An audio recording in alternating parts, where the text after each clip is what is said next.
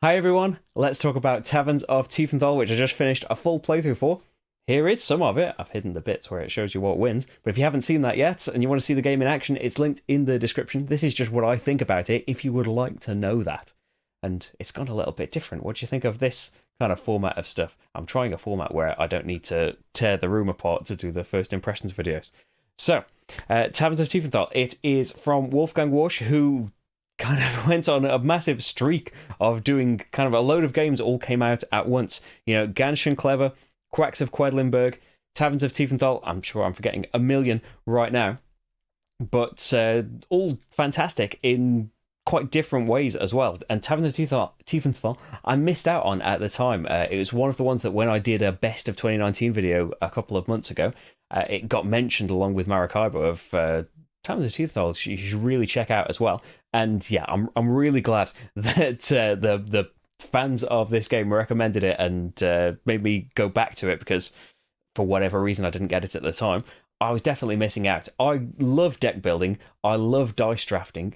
The combination of them works so beautifully here. I especially love in deck building games, something that drives Rach, who I play most of my games with, a little bit mad sometimes. I love, more than trying to win the game, really, I love drawing my deck as much as I can, really. And the options that you have in here, where all of your staff basically don't count as a draw for you. You know, there is luck of the draw, there is luck of the dice as well, mixed in with all of this.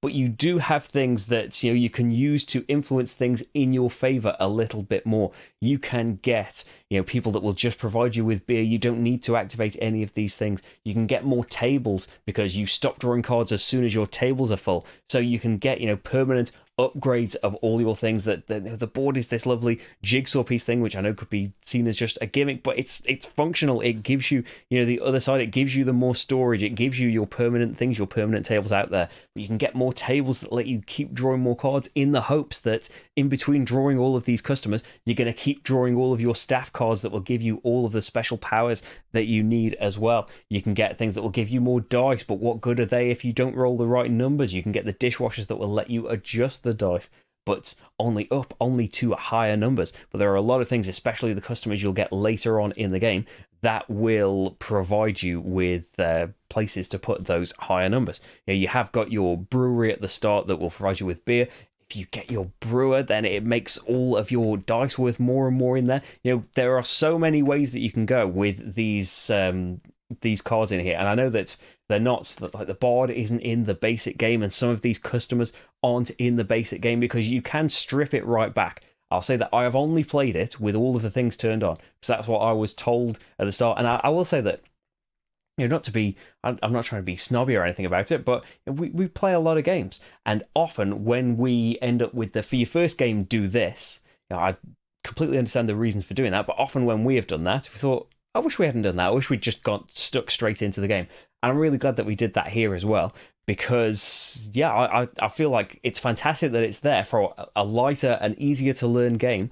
I really like all of the things going on with the guest book, with the reputation track, and the bards that you can get to just try and spam all of that. All the rewards from the monastery board, the different entertainers with their permanent powers and their uses for schnapps and things.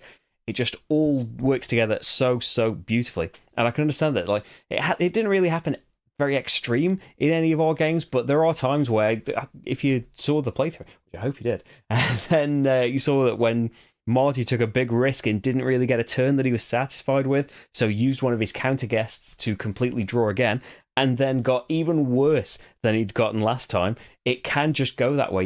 You might have a deck full of these workers that don't take up space, and you're hoping for this big chain of bard after brewer, and I can't remember it's not barkeep. I can't remember his name now. The one that gives you beer. You might just hope for the string of these that's just going to come out. You've got loads of tables. If they just come out in the wrong order, and you're just going to get to you just draw like three basic people that you've still left in your deck towards the end of the game, it can be crushing. That could still potentially happen.